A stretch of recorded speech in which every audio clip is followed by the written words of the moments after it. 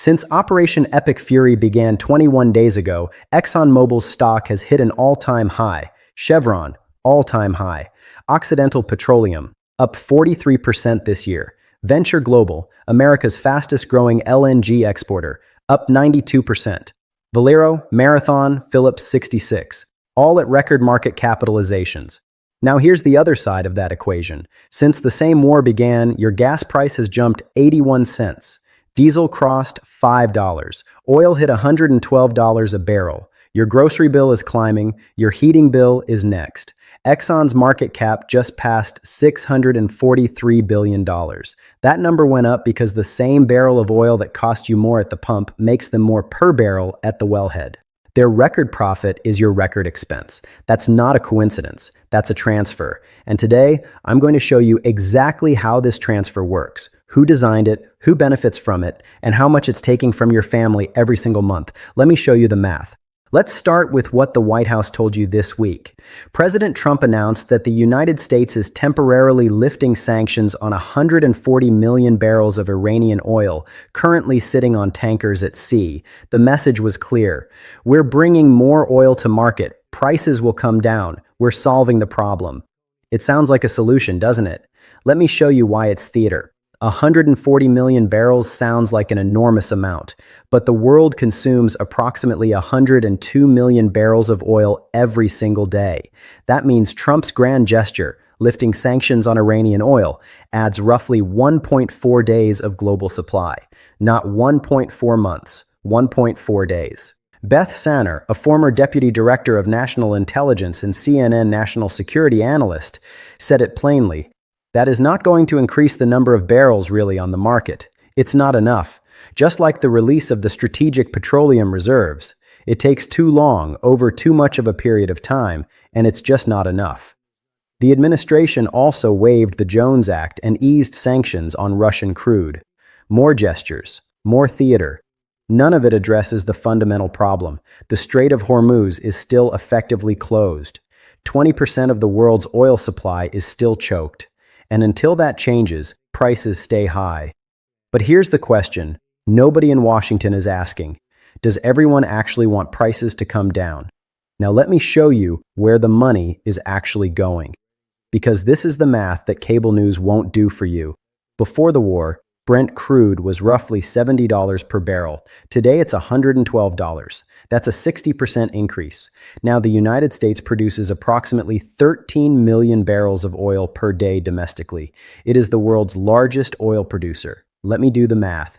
An increase of $42 per barrel, multiplied by 13 million barrels per day, multiplied by 21 days of war so far. That's approximately $11.5 billion in additional revenue flowing to American oil companies in just 3 weeks. Not profit, revenue. But at these margins, a significant portion of that flows straight to the bottom line. Where does that money come from? From you.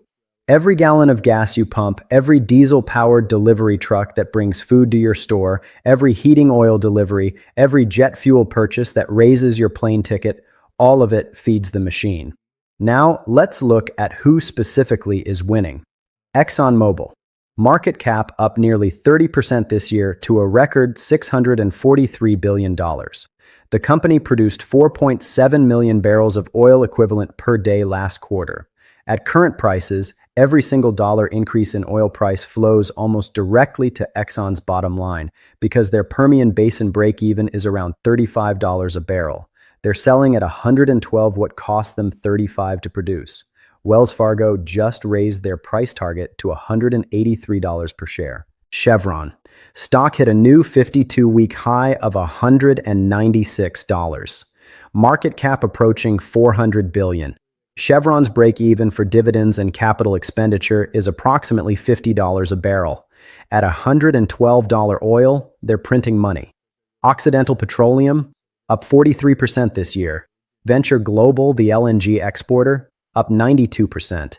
The CEO himself said on an earnings call that his company has the most available cargoes to sell on the spot market and owns enough tankers to avoid higher shipping costs. In his own words, every day that ships can't flow through, that creates a lot of backup and incremental demand. Let that sink in. Every day the Strait of Hormuz stays closed, these companies make more money. Every day the war continues, their stock price goes higher. Every day you pay more at the pump, their shareholders get richer. But it's not just oil companies. Defense contractors are having a banner year too. Lockheed Martin, up strongly since the war began. Northrop Grumman, surging.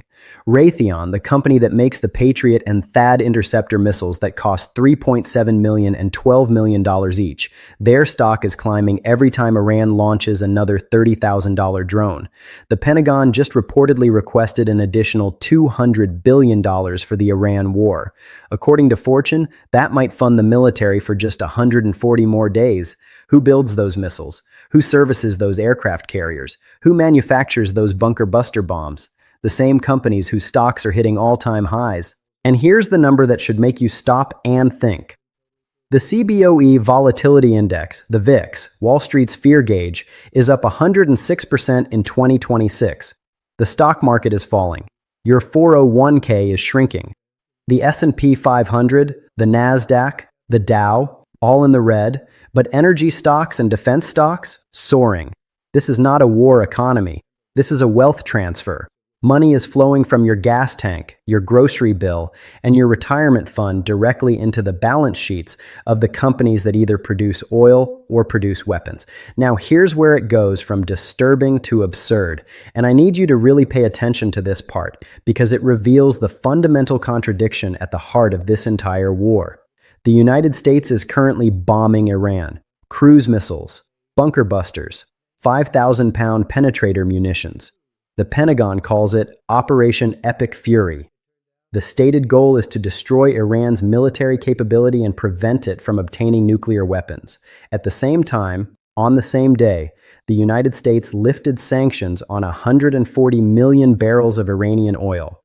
Trump's own Treasury Department issued the waiver. The oil was loaded on Iranian tankers. Iranian oil. The enemy's oil. So let me make sure I understand this correctly. America is spending $1 billion per day to bomb Iran, and simultaneously, America is allowing Iran to sell its oil on the global market, oil that generates revenue for the Iranian government, the same government we're at war with. Trump said, and this is a quote, "We don't need anyone's help." But apparently we need Iran's oil. The White House says this is temporary. The waiver expires April 19th. But the message it sends is devastating. It tells the world that the United States cannot sustain its own war without easing the economic pressure on its enemy. Now zoom out, because this is where it connects to the bigger picture. Before the war, the U.S. had imposed what it called maximum pressure sanctions on Iranian oil. The goal was to cut Iran's oil revenue to zero.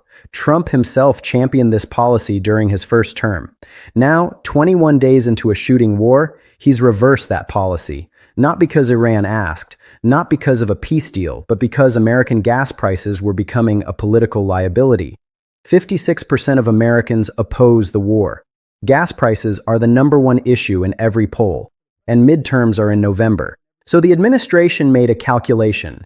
It's better to let Iran sell some oil, funding the enemy, than to let gas prices destroy Republican chances in the midterms. The math of war just became the math of politics. And somewhere in Houston, an ExxonMobil executive is watching oil prices stay above $100 and smiling. Let me translate all of this into the language that actually matters: your monthly budget. Since the war began, the average American household has absorbed the following additional costs. I'm using government data, AAA data, and analyst projections. Gasoline, 81 cents per gallon increase. Average household uses about 42 gallons per month. That's $34 per month. If both adults drive, 68. Diesel impact on goods. Diesel is up over $1.34. Every product you buy was transported by diesel. Economists estimate a 3 to 7% food price increase within 60 to 90 days of sustained diesel above $4.50. For a family spending $600 on groceries, that's $18 to $42 per month. Heating. Natural gas and heating oil prices rising in tandem. 10 to 20% increase projected. Average household, $20 to $40 more per month. Airline tickets. Jet fuel is up dramatically. Carriers are already adding fuel surcharges. A domestic round trip that cost $300 in February could cost $360 to $400 now. 401k and retirement. The S&P 500 is down while energy and defense stocks surge. If you have a standard index fund retirement account, your portfolio is taking a hit while oil executives' portfolios are climbing. Mortgage. The Fed held rates because of war uncertainty. If you were planning to buy a home or refinance, you're paying roughly $200 more per month on a $300,000 mortgage at 6% versus the 5% you might have gotten without this war. Add it up.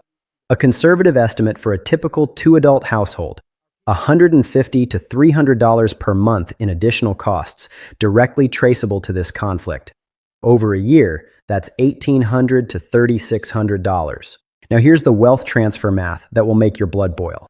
That money, your money, flows up. It goes to the gas station, which pays the refiner, which pays the producer. ExxonMobil, Chevron, Occidental, record profits. It goes to the grocery store, which pays the distributor, which pays the trucker, who pays for diesel, the price set by the same oil market. It goes to your mortgage payment, kept artificially high because the Fed can't act, because of a war that benefits the very companies lobbying for it to continue.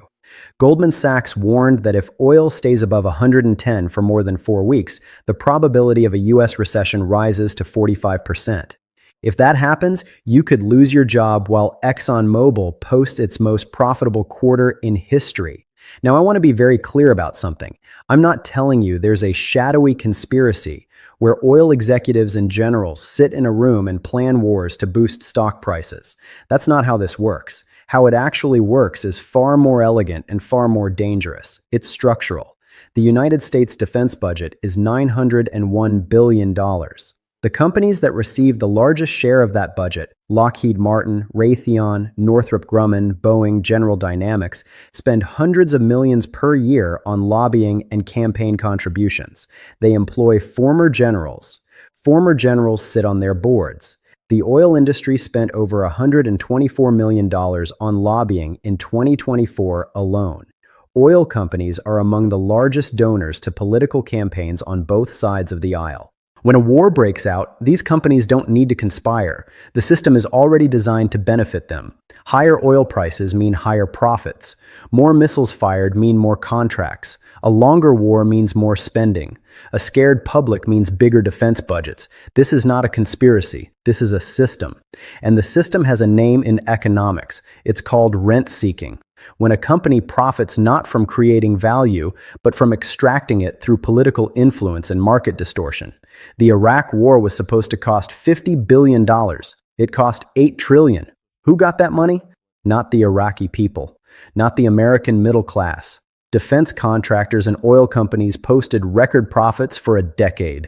The counterargument, and it's a legitimate one, is that these companies provide essential services, national defense, energy production, and deserve to profit.